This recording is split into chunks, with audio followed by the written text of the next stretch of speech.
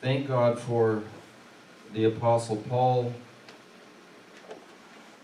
and this book penned to the church at Ephesus. And I will preface here just briefly because I was thinking about this because of some other thing that come up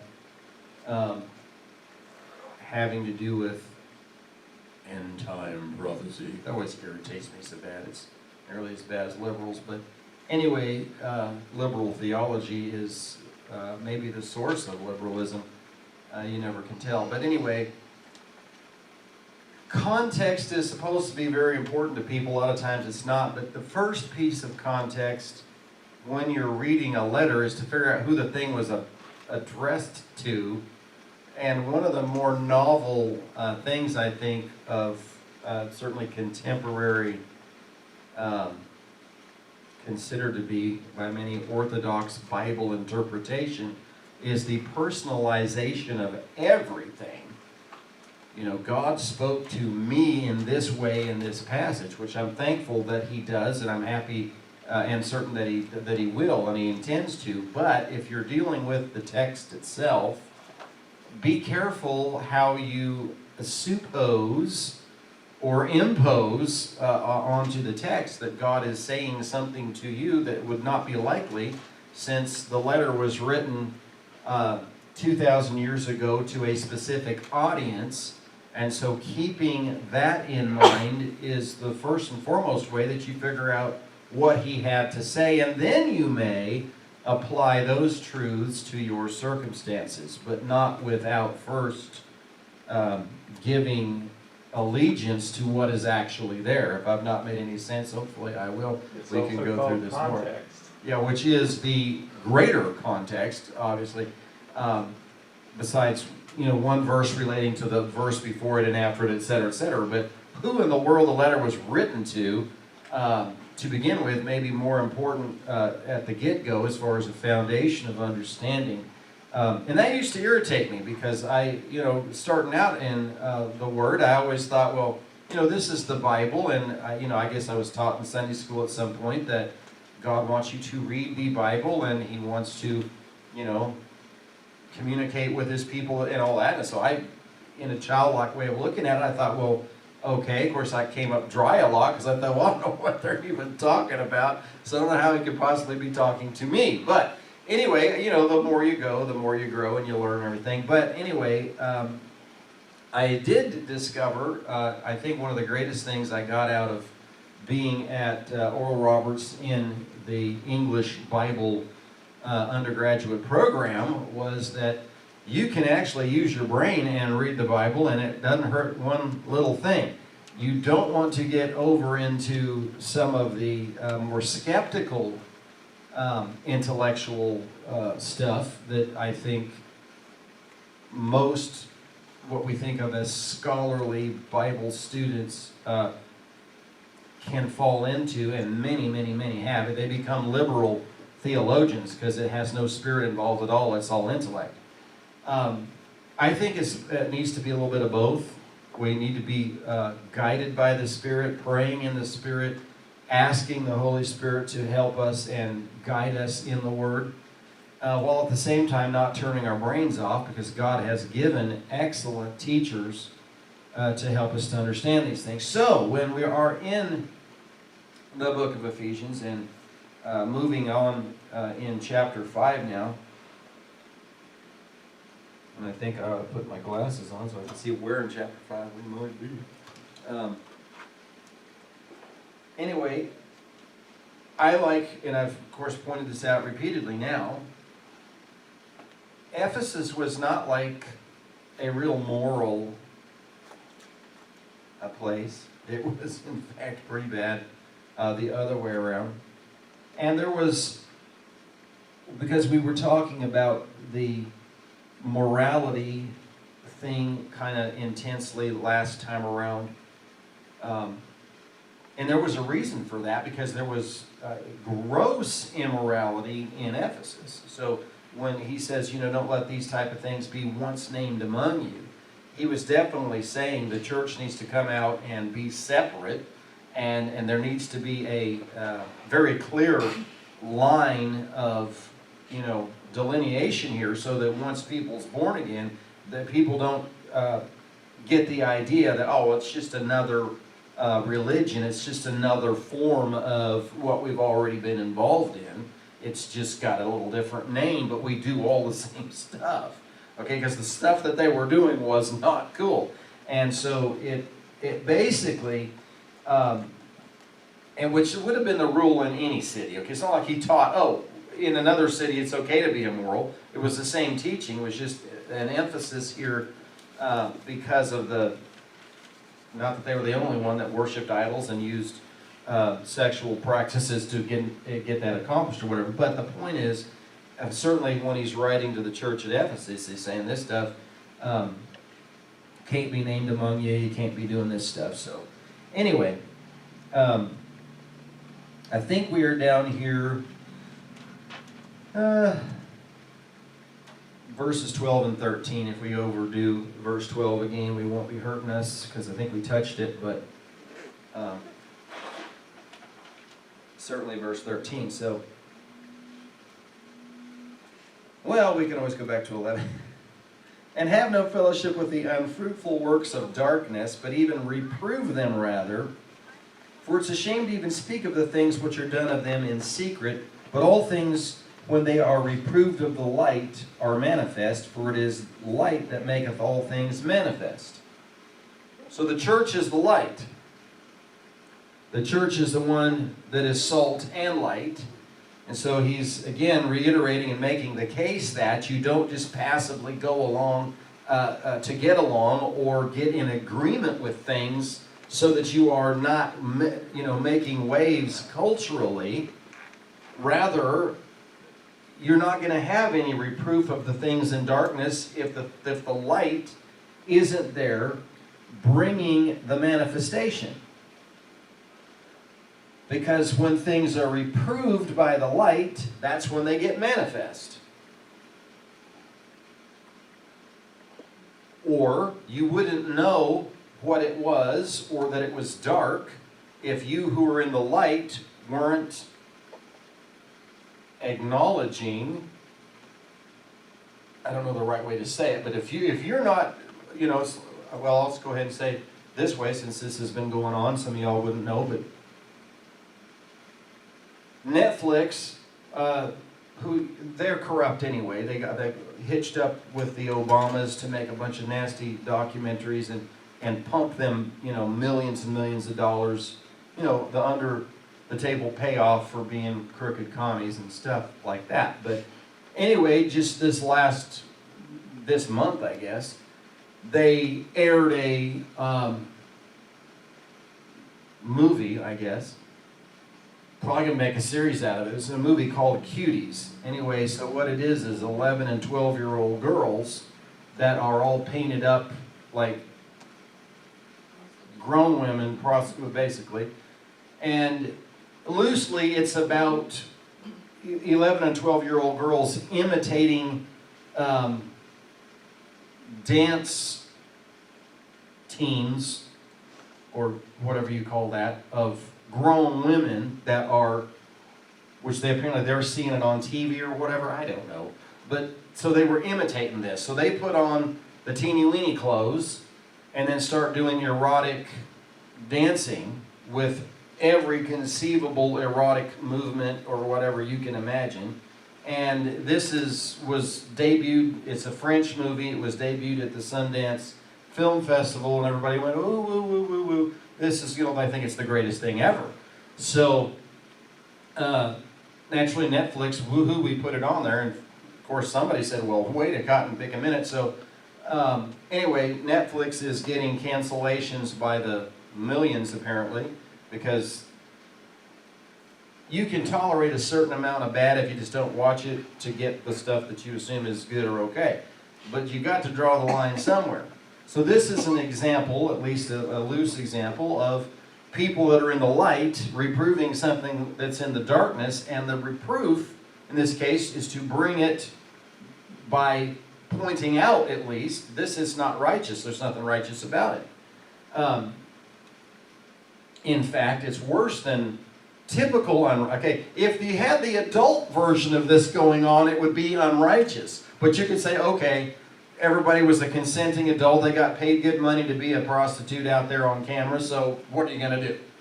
It's their own choice if that's what they want to do to make a buck, and most people in Hollywood and everywhere else do just that, so it's no big surprise. But when you start, because what they're doing is pandering to pedophiles, okay, in case you're not ahead of the ball game. Apparently, if we haven't caught on, which I think we were warned about this, after you let other perversions take root, and you kind of turn a blind eye and you kind of wink at it and say, well, it's okay if they're, gay or whatever, because, a little perversion here and there, it's their choice, they were born that way, whatever.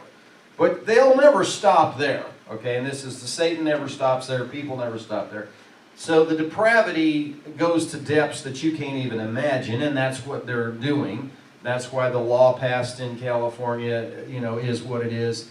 And it's all, Satan's behind this stuff because it's so systematically, in a timely way, he does all this. So the next in-your-face thing is, and they put on Netflix would be like the most, I know some of y'all wouldn't know, so I'm trying to help you. If something's on Netflix, that is the most widely distributed piece of media you're likely to get, okay? Except for some of you, and now no longer us. We had Netflix because you always like to watch Amy whisper to her horses and stuff, but whatever. But you got to draw the line in the sand somewhere. That's it. But when they put it on Netflix, that's as in your face culturally as you're going to get, because that is super broad distribution, even though, again, speaking to some of you in this audience, you would never know that, and that's okay, but I'm telling you that's the way it is. So, the light has to reprove the thing that's in darkness. You got to say, no, that ain't right. It's not cute. The name, you're like, are you kidding me right now? It is not cute. It is pedophilia, and people, I'm just going to help you here because I think y'all are not naive, but people can be naive. Sexuality is a weird thing because we are taught boundaries on everything, and we're taught boundaries on sexuality. Where you learn, most of that comes from, hopefully, certainly as a Christian person, you say, well, I know what the boundaries are anyway, and it's not hard to delineate those things. But in the open culture of darkness, trust me, there aren't a lot of boundaries. And any boundaries that are there, they want to push them. So when you start depicting children as adults, when they do this in beauty contests, by the way, this is a commonplace thing now. I don't think it used to be, but so when you got them little bitty kids.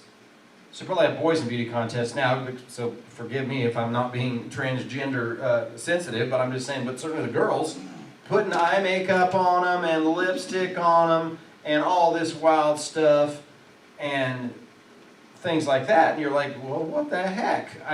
Used to us, if you had, a little pretty baby contest, they look like babies. They look like little kids. And it was okay if somebody won a prize, for being a pretty baby. Thank God for that. But wow, when they are trying to, and it's to sexualize them, okay, to make them provocative because you start blurring the lines. Is anybody home? So we've been seeing this, the age for what we think of as a, for lack of a better way to put it, mature or sexually relevant younger person just keeps marching backward, okay? So we have the laws, which are now being challenged, by the way, of what is appropriate and inappropriate, and it's just one thing leads to another. So obviously their agenda, they pointed this out. They don't want any rules at all to apply. That way they can use children who have no idea what the heck is going on, which was the plan from the get-go. So again, light has to reprove that which is dark and say, no, I just don't think so. No. So anyway, that is an example of the culture around you being dark and depraved and demonic, and the light has to in fact say, no, that's not going to fly around here. And really, that applies to all of this stuff. And not just pedophilia, but every other mutation of nature to do what is unnatural that the demons, want to do. And without getting into that whole discussion again, you understand where we're at on this.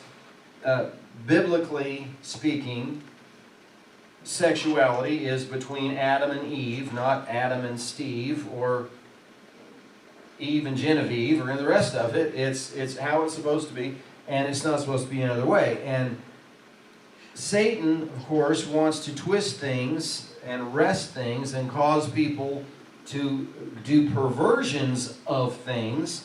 And this is where you get into trouble. And once again, where you're not just being a stodgy old Bible thumper, you're standing for what is in the light as opposed to what is in darkness, when you just simply disagree and you're not denying science. You're going to be accused of all the above, but that's not what you're doing. So anyway, you don't have any fellowship, this is verse 11, have no fellowship with the unfruitful works of darkness, but even reprove them rather, for it's a shame even to speak of the things which are done of them secretly. And the reason they're done secretly, and there's a lot being done secretly, especially in the pedophile area, because a normal person that is not demonized would not stand for it. Right. So it wouldn't even just be the far-right Bible guys who would say that ain't right. I mean, I know a lot of people that are just good old country heathens that would not stand for that for a second, because it's just wrong, and everybody that's not demonized knows it's wrong. But again, somebody has to stand for what is right and righteous and virtuous. And of course, Paul is calling the church in Ephesus to be that light, and to, in fact, because they are light, reprove things that are in darkness. And it's a shame to even speak of them. And so we can't necessarily speak of them, but I feel here again in this subject compelled to point out that we are finding, and it's President Trump's doing, so I'm going to repeat once again, the reason he is hated is not for his economic policies or his hairdo or his military policies or anything else. It's because he is clamping down on sex slavery, which is child sex slavery, which is the basically the playground of the pedophiles, which all of your elite, so to speak, filthy rich, one world government, new world order, whatever you want to do with it, the Hollywood filthy rich, the politically filthy rich, those that are hooked up with everybody that's that way, and we don't want to get into all your trilateral commission and all of that weird stuff, but they are all perverts, okay? They lost natural affection a long time ago, and so what they do in secret that's a shame to even speak of, I don't know where to go with it other than to say that it would involve minimally pedophilia, and certainly in your satanic ritual abuse, the killing of children, which are in terror at that point, and they drink their adrenalized blood. It's called adrenochrome, and that's what they like to do in their spare time. And it's not this. It's a shame to speak of it, but this is not a conspiracy theory. Mel Gibson come right out and said all those people in Hollywood are baby blood drinkers, period. He don't even pull any punches. And he ain't the only one who has pointed out that's what they do. Sorry, and why did Mel Gibson get blackballed? Is it because he said ugly things about the Catholic Church? That ain't why. They don't care about the Catholic Church. They would never blackball anybody for saying ugly things about the Catholic Church. He was blackballed because he called them out on their Satanism, is what he called them out on. That was the problem. Oh boy. Anyway, when we talk about the things that are done in darkness, you got to realize it's extremely and grossly dark. It's not just kind of dark.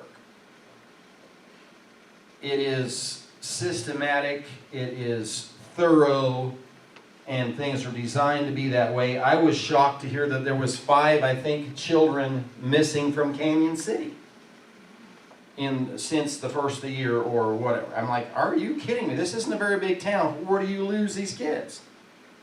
I mean, it should be big news. And yet, understand, nationwide, if you looked at the statistics, the number of children that come up missing is, every time I see the number, I'm thinking, are you kidding me? Tens of thousands. Who loses kids?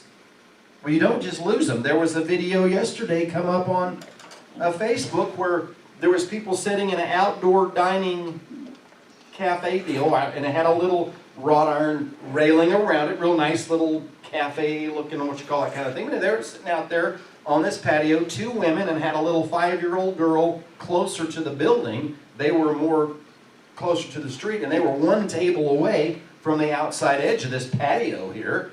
Some dude comes running, jumps the patio fence, dives on the 5-year-old girl, and is about to pick her up and bail back over the fence and get in a vehicle and be gone with her. And some big dude tackled him.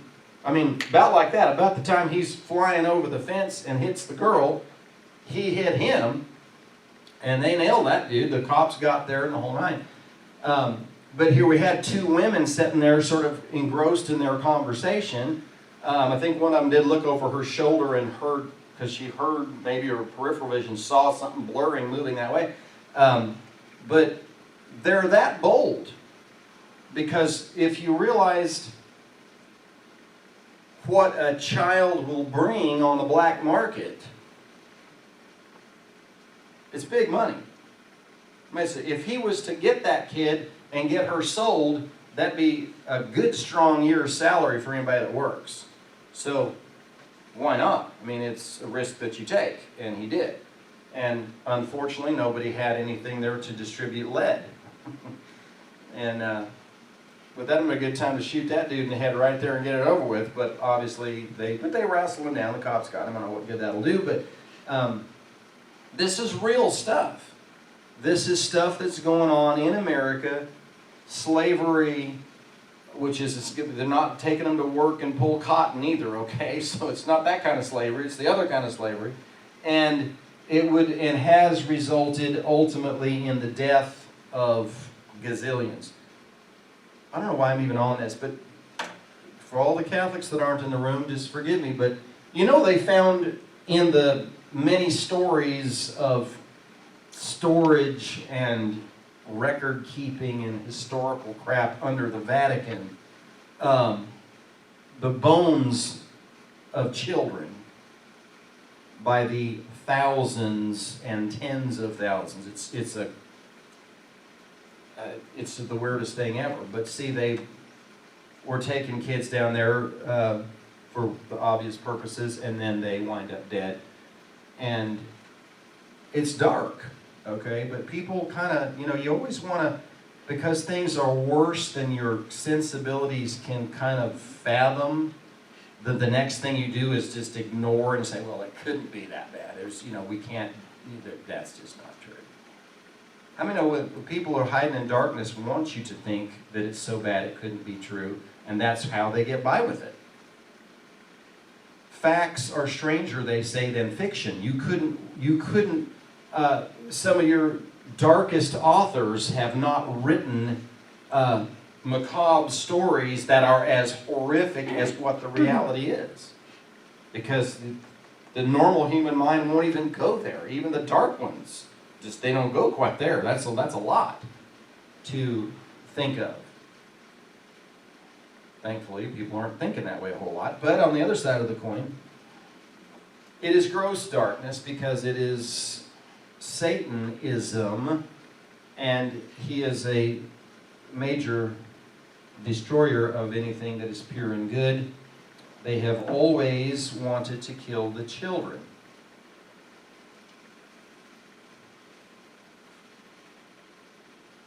When they talk about hands that shed innocent blood, and that is an abomination, they didn't just throw that out there like, well, if someone ever did, happen to accidentally shed innocent blood, well, then that would be an abomination. No, that was written because they were doing it. Literally doing it. The Molech was the god to whom you would sacrifice babies. Literally, much like they do now, a just born baby. And so you go and throw your baby on the altar of Molech, and of course there they are burned, which is interesting and coincidental that when babies aren't dismembered, or even after they're dismembered, to get their inward parts, which can be for various reasons, including ingestion and vaccine production and things like that, that you would take the remainder of those physical parts and then you would incinerate those. Biohazards are supposed to be burnt. Well, isn't that interesting? That's exactly what Molech was doing, was consuming the bodies of the children in fire. And we do the same thing. Unless you're like the freak over there in Ohio or wherever that was putting the babies in the 1-gallon pickle jars and just keeping them around. Filled up his garage, filled up his house. I'm like, this guy's a demonized nut job. But see, we're not really parading that down Main Street on television, are we? Because that draws the connection between the darkness and the deeds that are done every day, called medical procedures. But I assure you, every doctor that does that medical procedure is just that demon-possessed. You will get that way by doing that. So they're that way whether they come off clean or dirty. And they're going to come off dirty because we've also got these people on record as saying that they in fact harvest baby body parts. And that was supposed to be, see, it's not shocking you like it should, because years ago you just said, what? And you would have been almost more than your mind could take. Now we go, oh, well, we know they're doing that. We know that, so, you can't shock me. I couldn't shock you with it. It's a shame, but I can't shock you with stuff that's done in darkness that the light needs to be reproving. So when we are pro-life, try to get back on the positive side of this, we're pro-life not just from the standpoint of we don't want to kill a baby, but we're also pro-life because we're saying, it's kind of gross to take a poor innocent child and drink their blood or harvest their body parts for personal ingestion reasons, or to make something that you would literally inject into your body. Come on. I'm not pro-vaccine, by the way. Now, if you had some thing that would do something that didn't involve, that was medicinal, that would not involve harvesting stuff out of babies that you have killed, then I might say, okay, it could be medical science. But otherwise, it starts looking like witchcraft to me, and I don't really want any part of it, okay? Either the Lord will have to help me or not, but I'm not involved. That's the only thing right now that President Trump and me really don't agree on, is making a vaccine for any purpose. Unless there were, again, a righteous one. I think the polio vaccine, at least it seems like it might have been a good thing at the time. I don't know if they used any dead baby parts to make the polio vaccine, so there you go. Don't want to get into that. But anyway, back to business. There's things that are done by wicked people in secret. You're supposed to be reproving this stuff. But all things, verse 13, when they are reproved of the light, then are manifest.